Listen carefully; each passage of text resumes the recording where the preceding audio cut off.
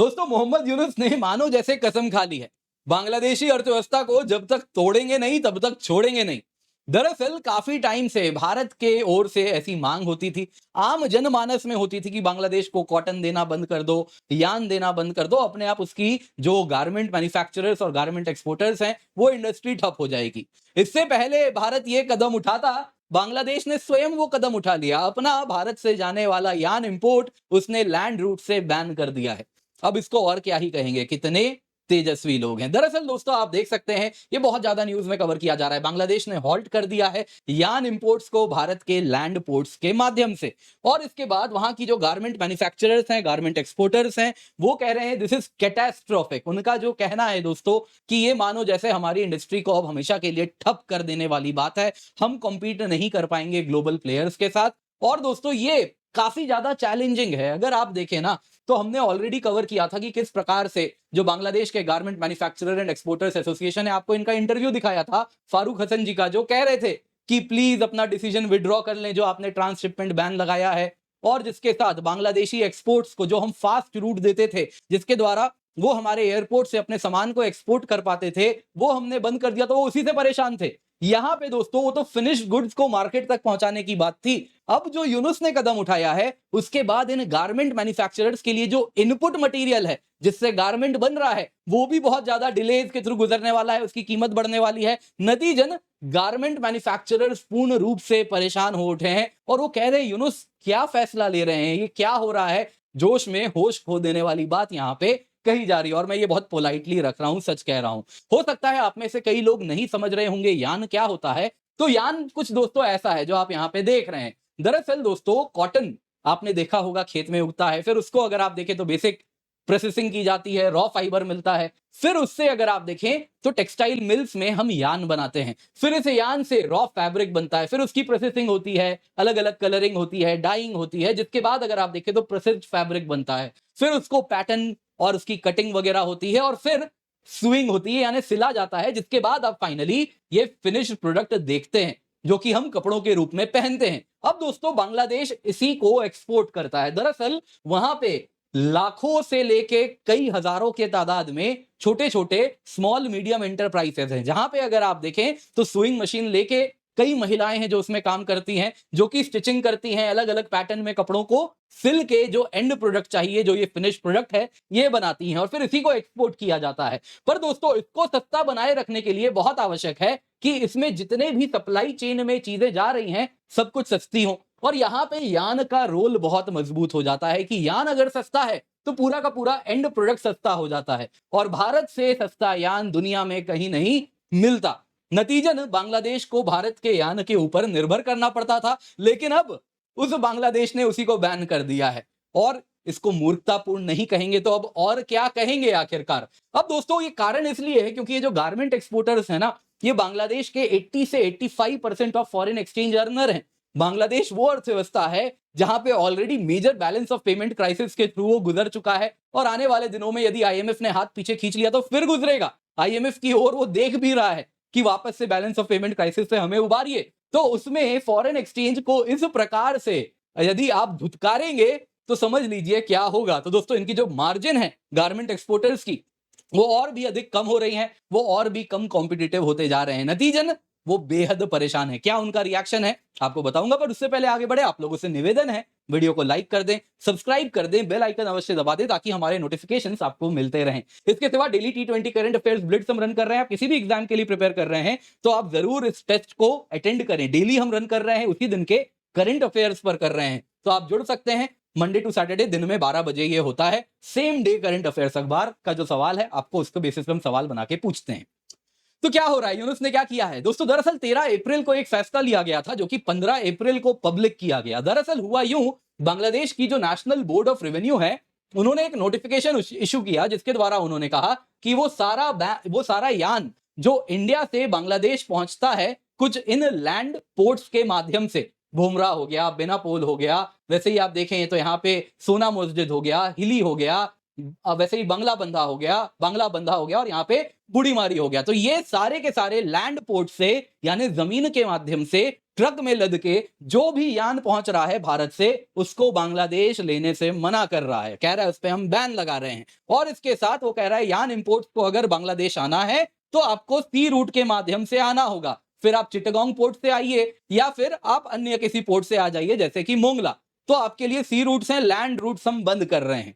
अब दोस्तों ये बैन के पीछे वो जो कारण दे रहे हैं, वो कह रहे हैं कि जी हम तो लोकल इंडस्ट्री को प्रोटेक्ट करना चाह रहे हैं। बांग्लादेश टेक्सटाइल मिल एसोसिएशन ने कहा कि देखिए इंडिया का जो यान था ना वो बड़ा सस्ता होता था, उनके साथ हम कॉम्पीट नहीं कर पाते थे। लैंड पोर्ट से आते थे तो और भी कहीं ना कहीं लॉजिस्टिक कॉस्ट भी कम हो जाता था, जिस वजह से हमारी जो प्राइसेस थी वो कहीं ना कहीं उनके साथ कॉम्पिटिटिव नहीं थी। इस वजह से काफी फाइनेंशियल लॉसेस हमें सहना पड़ता था। 2024 में दोस्तों बांग्लादेश ने इंपोर्ट किया था 1.25 मिलियन मेट्रिक टन ऑफ यान, जिसमें 95% भारत से आया था।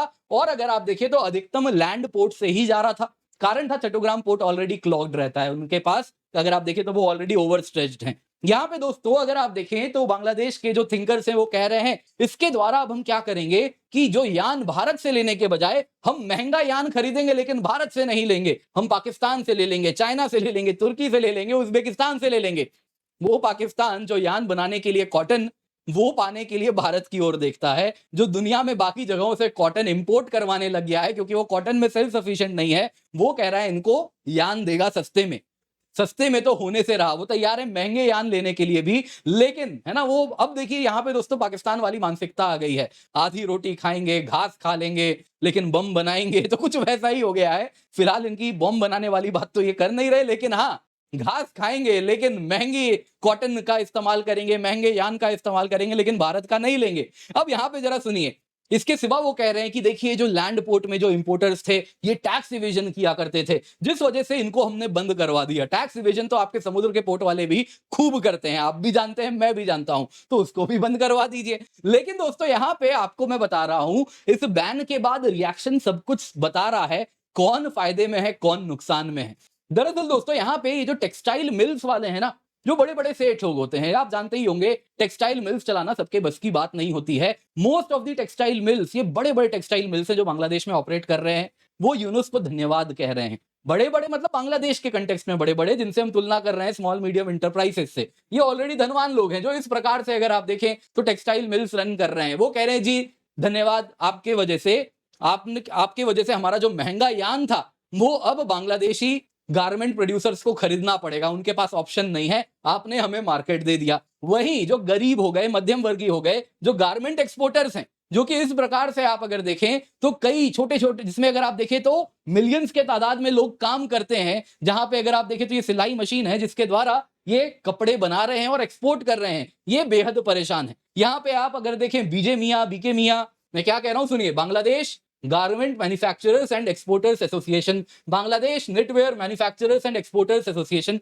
उन्होंने इस बैन को क्रिटिसाइज किया, कहा कि ये कैटास्ट्रोफिक है हमारी इंडस्ट्री के लिए। इसके बाद मानो जैसे वो कह रहे हैं कि ये जो चीपर इंडियन यान था, इसी के सहारे कहीं ना कहीं हम कॉम्पिटिटिव थे ग्लोबल मार्केट में। और इसके साथ अगर आप देखें तो बांग्लादेश के ऊपर अब तो यूएस के मार्केट में आने वाले दिनों में इंडिया की तुलना में 10% एडिशनल टैरिफ लगने वाला है। और उसके बाद हम इंडियन अपैरल से कॉम्पीट अब कर ही नहीं सकते, क्योंकि आप लोगों ने यान भी अब महंगा कर दिया। नतीजन ये होगा दोस्तों कि यहाँ पे बांग्लादेशी टेक्सटाइल मिल्स तो यहाँ पे खुश हैं, लेकिन वो सप्लाई किसको करेंगे? वो सप्लाई तो इन्हीं को करते थे, लेकिन अगर इनका एक्सपोर्ट ठप हो जाएगा तो end of the day garment exporters ही अगर ठप हो जाएंगे तो ये पूरा सप्लाई चेन डिसरप्ट होने वाला है। यहाँ पे जो एक्सपोर्टर्स हैं जैसे मोहम्मद फजलुल हक हो गए, ये प्लूमी फैशंस लिमिटेड चलाते हैं, इन्होंने खुल के कहा कि देखिए जो बैन है इससे हमारे कॉस्ट बढ़ रहे हैं, सप्लाई चेन पूरा हैम्पर हो रहा है। क्या हो रहा है मैं समझाऊंगा आपको, जिस वजह से small and medium size enterprises compete अब नहीं कर पाएंगे, धंधा समेटना पड़ेगा।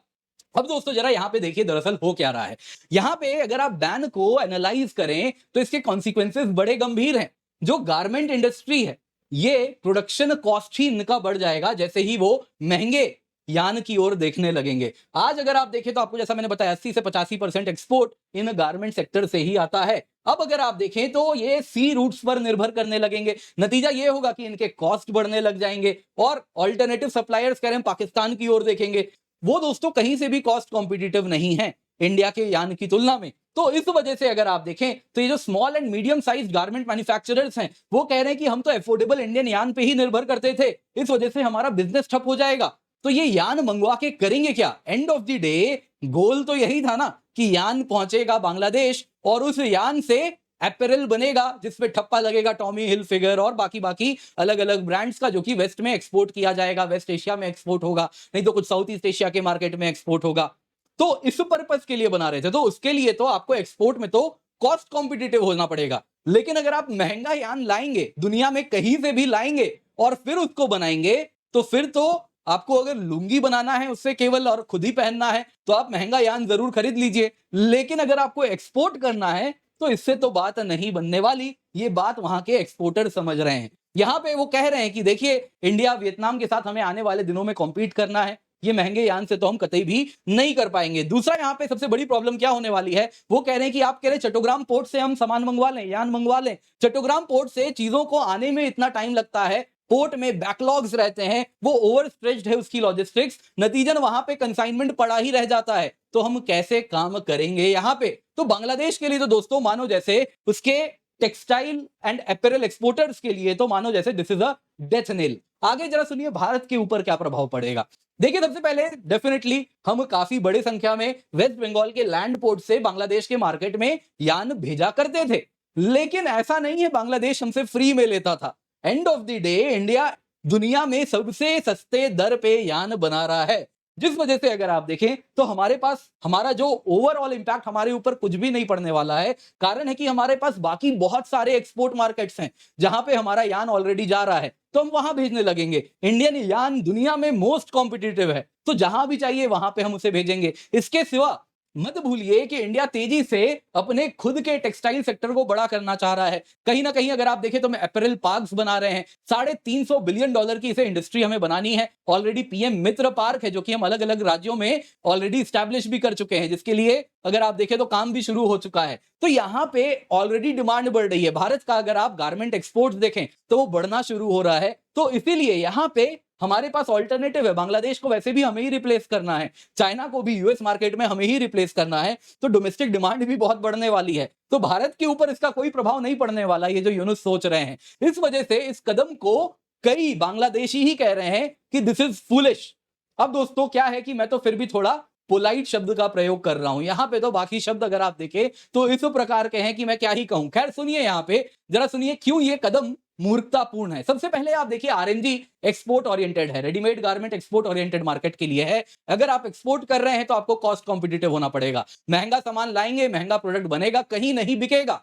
तो अगर महंगा सामान ला रहे हैं तो जैसा मैंने बताया फिर लुंगी बना लीजिए, स्वयं पहन लीजिए, कोई दिक्कत नहीं होगी। लेकिन आप एक्सपोर्ट के पर्सपेक्टिव से अगर चीजों को मंगवा रहे हैं तो प्रॉब्लम्स आने वाले हैं, चैलेंजेस बहुत अधिक हैं। क्योंकि अगर आप देखें तो इस वक्त बांग्लादेश की आरएनजी सेक्टर के ऊपर प्रेशर्स हैं। Already India trade deal US and EU के साथ साइन करने वाला है इस साल, जिसके बाद हमारा जो गारमेंट एक्सपोर्ट्स है वो सिग्निफिकेंटली चीपर हो जाएगा। बांग्लादेशी एक्सपोर्ट्स कहीं से भी कॉम्पिटिटिव नहीं होने वाले। दूसरा यहां पे लीड टाइम होता है दोस्तों। एंड ऑफ द डे ये जितने भी ज़ारा हो गए, टॉमी हिलफिगर हो गया, ये फास्ट फैशन ब्रांड्स हैं, जिसका मतलब क्या होता है अलग अलग कलेक्शन आता है, spring collection, autumn collection, winter collection. नतीजन क्या होता है, जिस कलेक्शन के कपड़े हैं वो बस 40 दिन चलने वाले हैं, 35 दिन चलने वाले हैं। उसमें भी क्या हुआ, 10 दिन में फोरकास्ट आया कि ये पर्टिकुलर टाइप ऑफ कपड़े का डिमांड बहुत है, जल्दी बनाओ जल्दी भेजो।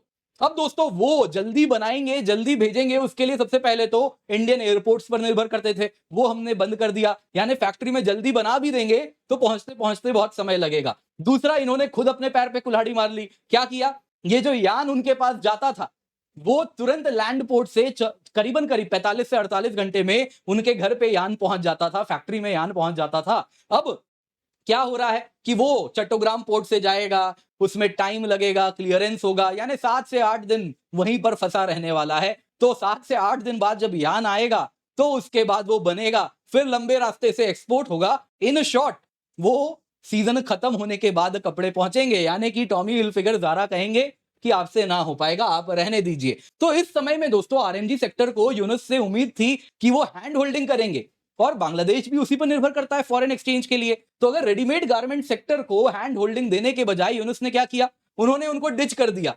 मत भूलिए स्मॉल एंड मीडियम एंटरप्राइजेस हैं जो कि आरएमजी सेक्टर को रन कर रहे हैं, जिसमें मिलियंस एम्प्लॉय हो रहे हैं। तो उन सभी को यूनुस ने एक झटके में डिच किया। किसका हाथ पकड़ा? हाथ पकड़ा उन्होंने टेक्सटाइल मिल्स का, जो कि ऑलरेडी इनएफिशिएंट हैं। उनको यदि मजबूत किया होता कि हाँ चलिए आप कॉस्ट कॉम्पिटिटिव तरीके से यान बनाइए, कैसे बनाएंगे? तो चलिए आपको बिजली सस्ती दे देते हैं, लैंड आपको सस्ता कर देते हैं। तो वो तो कर नहीं रहे, बिजली तो स्वयं भारत से जाती है, टेक्सटाइल मिल्स भी वहां पे डीजल पे चलते हैं, तो वो तो सस्ती बना ही नहीं सकते यान किसी भी दिन। लेकिन यहाँ पे यूनुस ने क्या किया? उन बड़े बड़े फैक्ट्री वालों को कहीं ना कहीं सपोर्ट किया, और ये जो गरीब और मध्यम वर्गीय लोग हैं उनको यहाँ पे पूर्ण रूप से उन्होंने छोड़ दिया है। तो आगे क्या करेंगे यूनुस? देखिए, हमने बहुत सारी बातें बताई थी, काफी चीजें हैं जिसपे ना टेक्सटाइल के लिए बांग्लादेश भारत पे निर्भर करता है।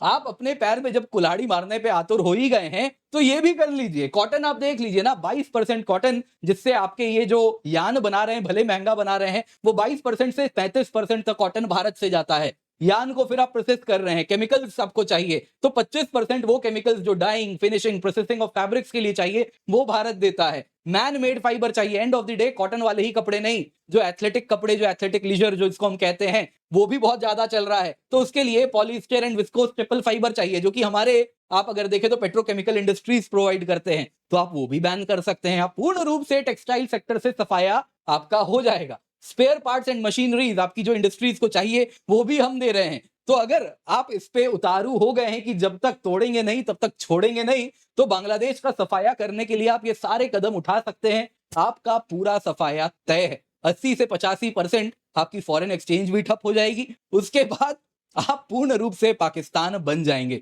तो all the best to that, अगर आप उस तरफ जा रहे हैं।